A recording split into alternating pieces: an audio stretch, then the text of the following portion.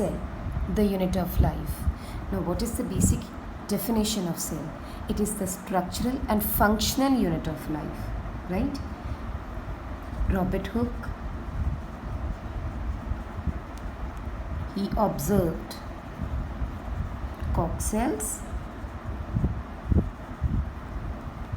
and thereby he coined the name cell. But Anton von Leeuwenhoek, he observed living cell. These were dead and this is living.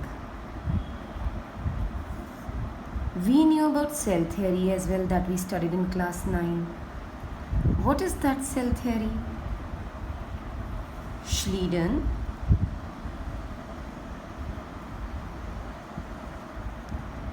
in 1838 and Schwann in 1839 studied different types of plant and animal cells, and they together proposed cell theory. Then this was modified by Rudolf Virchow. What he said, he was the first to explain that new cells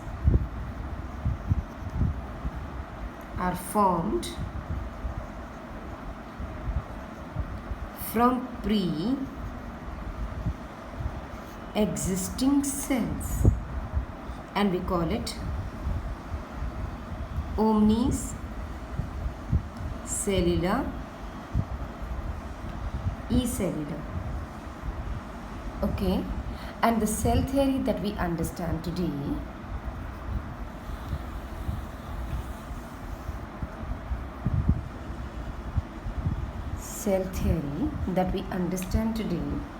has the following components. The first one is all living organisms are composed of cells.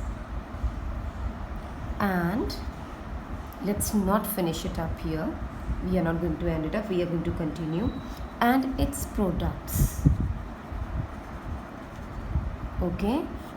All living organisms are composed of cells and its products. Second,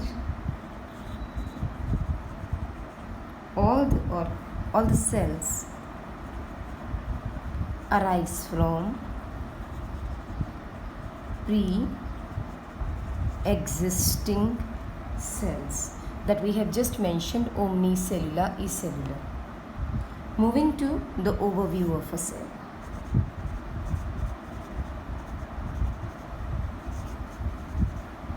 What is it composed of?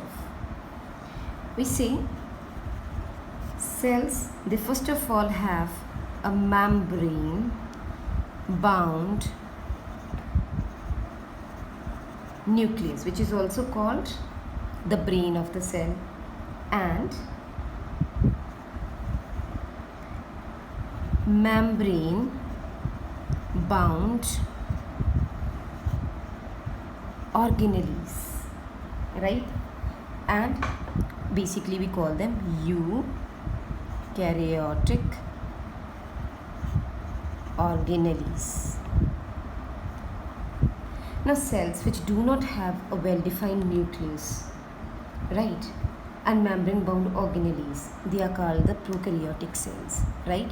Here we call these cells which have a well-defined nucleus and eukaryotic organelles as eukaryotic cells. Now we are writing another category, cells which do not have no well-defined nucleus.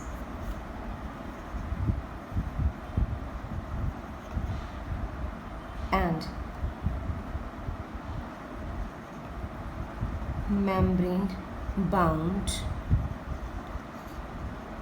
organelles.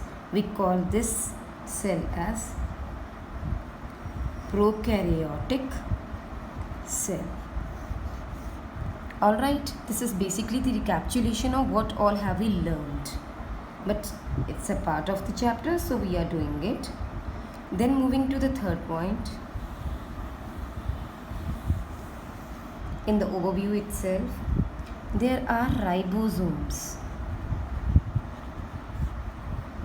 What are ribosomes? These are non-membrane bound organelles which are found both in eukaryotic as well as prokaryotic cells, right? Do you remember 80S and 70S? Keep in mind, we are going to elaborate it further when we are going to take up ribosomes as a main unit in this chapter. Okay, remember 80S and 70S, we are going to do that differentiation.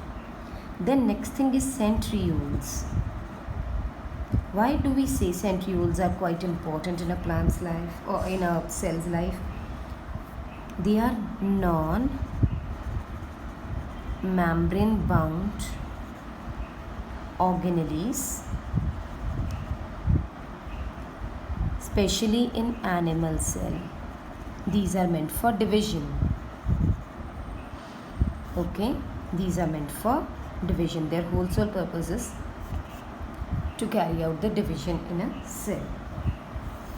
Now moving to our prokaryotic cells.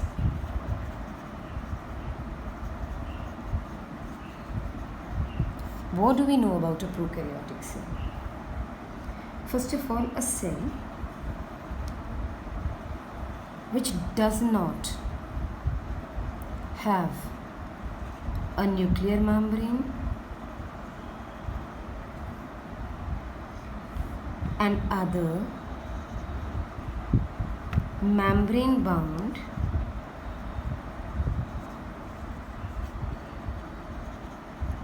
organelles is known as a prokaryotic cell. Where are they found? Their main examples are, they are found in bacteria, cyanobacteria. What is the other name of cyanobacteria? Blue-green alga. Mycoplasma, name the smallest mycoplasma, that is PPLO. PPLO. What is PPLO? Pleuro pneumonia like organism, the smallest known organism or the cell in this world. Then the basic shapes. When we are talking about the prokaryotic cells are found in bacteria, then what are the basic shapes of bacteria where these cells are found?